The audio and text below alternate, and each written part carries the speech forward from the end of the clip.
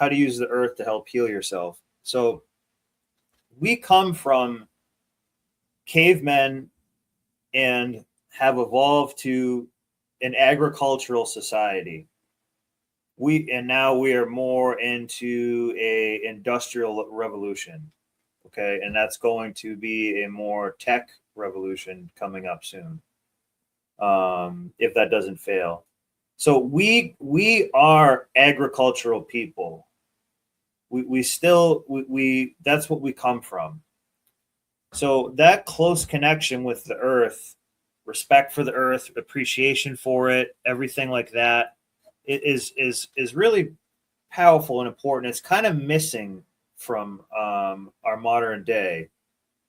So just 100 years ago, even maybe, we'll say 100 years ago, so 1920.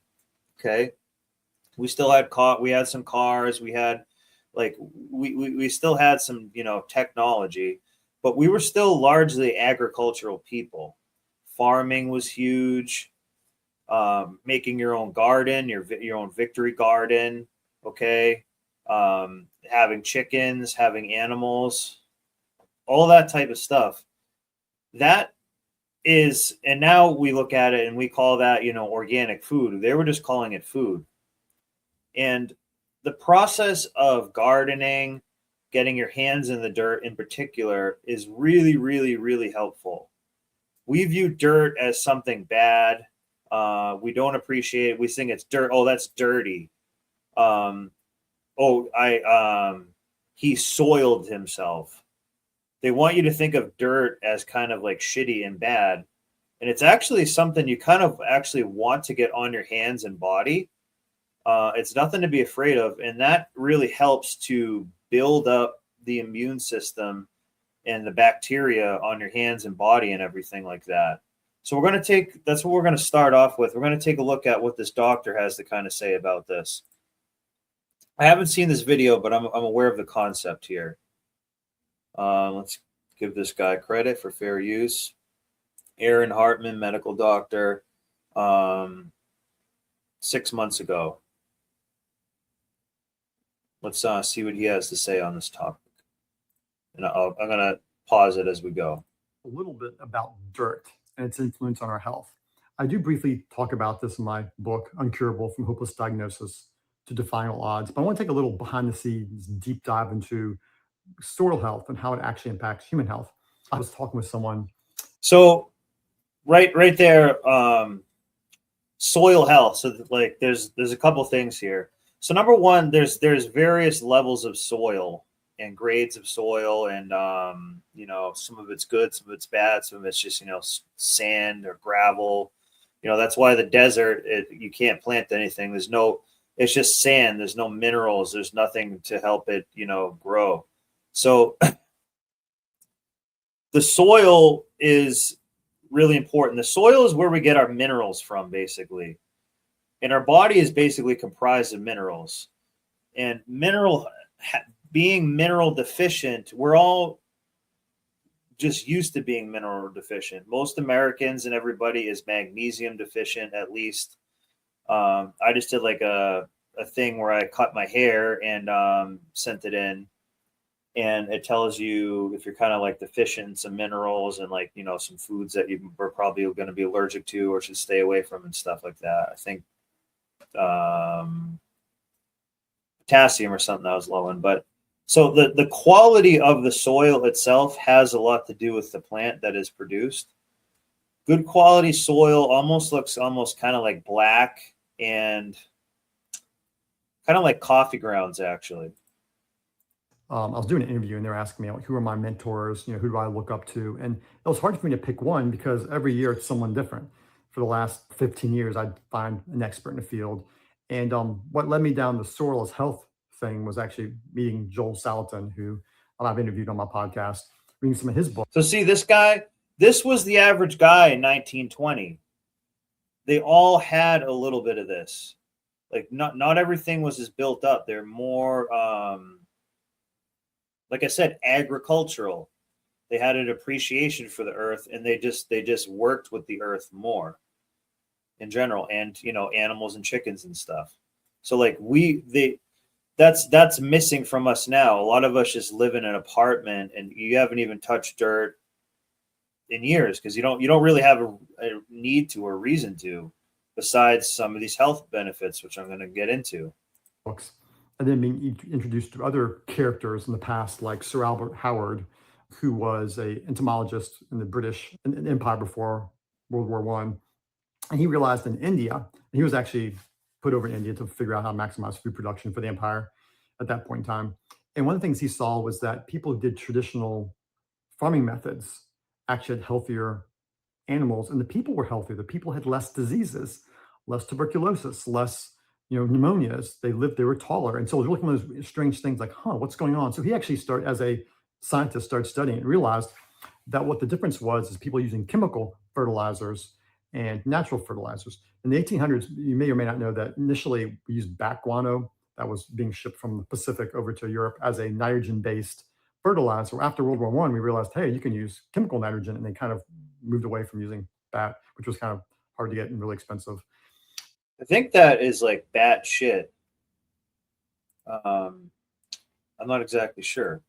And they were actually using that in India. And one of the things that happened was that the soil that was used on became acidic, and it actually didn't grow healthy yeast and healthy bacteria. So one of the things with soil science is, soil is basically minerals, rocks that are kind of broken down and ground up with humus, organic material. What happens is bacteria and yeast in the soil secrete acids like humic acid, fulvic acid, dissolve minerals, and the minerals actually get incorporated into the plant. So you have to have this healthy symbiosis between healthy soil that has a mixture of crushed rocks, basically crushed minerals, and humus, which is organic material, compost. That's kind of where compost comes from. And you need a healthy soil like that because then And what make comprises of a healthy soil?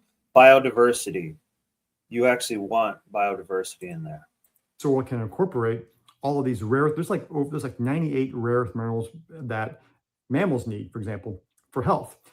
If animals are fed only grain, they get about 60, 65 of those minerals. So if you're fed a grain diet and you're an animal, human, whatnot, you will actually automatically develop nutrient deficiency. So also too, they're just eating this grass in the field, but I'll just let it play. And he Actually, was seeing that the places where animals ate only stuff growing on chemical fertilizer, that the soil is acidified, that those animals weren't as healthy. And then the humans that consumed the milk from the, I believe it was goats and sheep, eggs from the chickens, et cetera. So they were not as healthy. And he kind of narrowed it down to there's something about the soil. Soil and Health is actually the name of his book, that changes the health of plants. And so I started thinking cows are mammals, humans are mammals. Are there rare earth minerals that we need for our health? How would we get them? Because I'm not eating, tons of grass a day or whatever and chewing. so that's another thing that the people um, used to be kind of a little healthier, more robust because they were less mineral depleted, and right now we are very mineral depleted.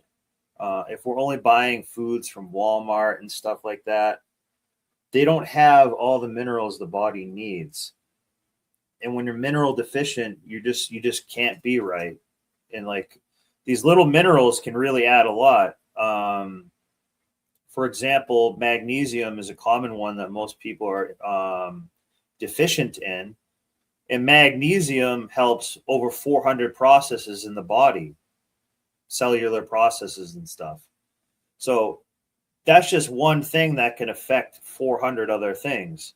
And now they are smaller things. It's not like if you don't have enough magnesium, you can't see. But all those subtleties really, really, build up. And the body just doesn't have the certain fuels it needs. And you only need small amounts of a lot of this stuff. 18 hours a day. Like we're omnivores, not ruminators, right? So I started thinking about how do humans, and what I realized was animals, ruminators, will concentrate minerals from the soil in their bones and milk. I mean, where's calcium come from in milk? It comes from the cow concentrating it from the grass. Where's protein come from in beef and in milk? It comes from the cow fermenting grass, turning it into amino acids that then that animal's body turns into protein. So all of a sudden realizing, is there a connection between how do we, that affects humans' health? And so one of the things I also was learning about is the history of nutrient deficiencies and how we still have nutrient deficiencies today. And we've talked about this a lot in other places, but started to realize these rare earth minerals that humans get through eating organ meat, through bone broth is one of the biggest sources of those. And a lot of us don't eat the organ meat, so the liver is really high in tons of minerals. I think it's really high in iron and stuff. I'm forgetting off the top of my head, but now and then I'll go eat some liver meat and stuff like that. And I actually made a video for how to make your cat live longer and stuff. And that's one of the key things that I was saying. You want to feed it. So when you're getting the wet food cans, first off, this cat trick will apply to us as well. We want to eat, let me go back to where this cow is right here. This little picture of it munching on some grass, and it will, yeah. So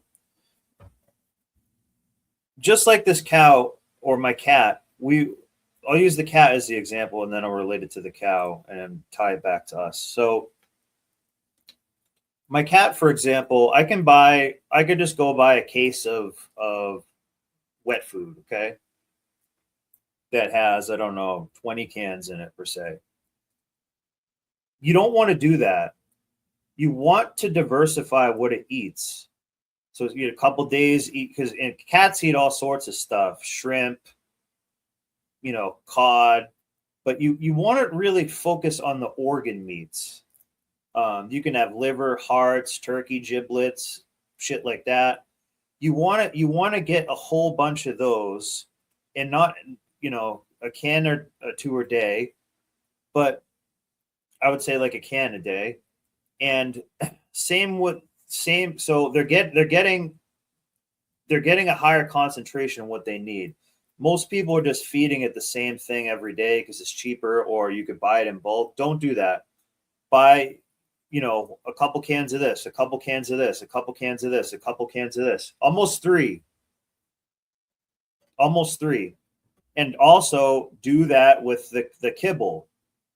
So in its kibble dish, which you always leave some out, put a little bit of this, a little bit of this, a little bit of this. And you want different ingredients in it, okay? And try to not have them made as Chinese ingredients. So a little bit of this, a little bit of this, a little bit of this, and just have it so it's always getting a diversity in there. And that diversity, the cat's gut, and including like our gut and stuff, need to build different bacteria and enzymes and everything, and different bugs inside of itself to eat that up, digest that, break it down. Okay. And a ton of those contain a lot of different minerals and stuff. So you're kind of like making a multivitamin through food. So this cow here, for example, and this is where a lot of this stuff comes in. It's just eating grass, and that's good. That's okay. Let's just say it's organic grass, but you want it to eat some like alfalfa, dandelion. You actually want it eating all these weeds because it has a different profile. It's got a different energy to it.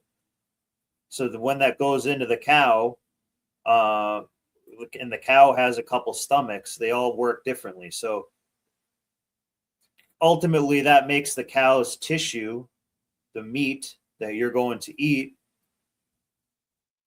a more diversified profile, healthier, more minerals and stuff. Okay. These things are subtle things, but they're actually really important. So I hope that makes some sense here. So like if it's out in the field, they could have dandelion, alfalfa, clover, poison ivy, a bunch of stuff. They'll eat that stuff. So that's kind of what you want. This is when diversity is really good. Turns into protein. So all of a sudden realizing, is there a connection between that affects humans' health? And so Let me go back to where we were. And then from And that led me down to the pathway of Weston A. Price, who was a dentist in the 1940s, I believe. His son died from a dental He looks kind of like an evil fuck. abscess, and he went on this crusade around the world to figure out why. And he realized that people who eat, it didn't matter where in the world they were, whether the Mari, whereas the Logenstahl Valley in Switzerland, people who eat a traditional diet, not processed grains, what they can grow, catch in their local environment, they tend to be healthier, taller, and they didn't get cavities, which was really amazing for that time in history because cavities were rampant throughout. Why do they not get cavities? I'll tell you why right now without him even telling me. Your teeth are basically like minerals. It's calcium and a shit ton of minerals. That's what your teeth are. Your teeth are just like a manifestation of a bunch of minerals and stuff. So, and one reason why grain, they talk about grain so much, is grain is sort of easy to grow, but it doesn't have a lot of diversity to it, as if they're, the cows are eating from the field. So grain was also pushed by like the Kellogg family and stuff like that too. And they tell you grains are the best for you. Whole wheat grain and different grain. Like a grain is a grain pretty much. You want the cows and even yourself eating, dandelion, alfalfa, clover, fucking arugula, Swiss chard. Okay. On and on and on. But that's why they don't get the cavities, because their teeth are not mineral deficient. If your teeth are not mineral deficient, they won't get weak. And a cavity is just a soft spot where you didn't mineralize it enough. They even have some chewing gums and stuff now that start to remineralize your teeth. Europe and the United States at that point in time, they had broader palates. And in facial, it's really interesting when people are malnourished, it changes your head structure and your facial structure. So one of the first things that happens is your jaw will become smaller, your midface becomes smaller. Your body wants to preserve your brain, right? And so he would see that families, like in the Aborigines in Australia, for example, who moved out of the bush, moved into the city, their kids and grandkids, they would have their facial structure would be different. They would have crowding of their teeth. They would have smaller jaws. And it's interesting, now we're seeing more sleep apnea related to some of these mid-facial things as well, but another topic for another day. But the point is like learning from these individuals how important diet was for facial structure and for health was taught to me by Weston A. Price, a guy who died, I don't know, probably over half a century ago. And so part of my journey has not just been, studying under smart people currently, and it's been learning from the past, learning from traditions and wisdom of the past. And so another caveat, if you want to go back, 4,000 years ago, in Ayurvedic texts, they were talking about using ghee to treat neurological conditions that today we'd consider like Parkinson's illness. And so I first heard about So that medicine he's talking about is Indian. that. I'm like, that's kind of weird. Like, why would ghee help with these kind of things? Well, as I got into lipid medicine and I was learning under Patricia Kane, one of the things I learned about that is butyrate actually is the thing we use in lipid medicine all the time to actually burn off toxins in mitochondria. It actually helps rejuvenate cell metabolism, mitochondrial function, helps get out lipid rafts as well as long chain fatty acids, which are horrible for cell function. It's one of several things that help burn that off. But so butyrate, great. And there's actually an FDA approved product that's currently used for symptoms of ALS that has phenylbutyrate in it. But the point is like, what is nature's best source for this? And I learned, wait a second, it's ghee. So then it's one of those things, how did these ancient people 4,000 years ago connect the dots? And that's where intuition and observation, that's one thing. Well, it's also too is that the way science works now and everything, we overcomplicate everything. They're like, we need to know its mineral profile. We need to know this, and we need to study this and test it on a rat and do like a bunch of stuff like that. Back then, people would just kind of be able to intuitively understand that. So it's not like they were necessarily way smarter. Like things are a traditional way for a reason because they're working.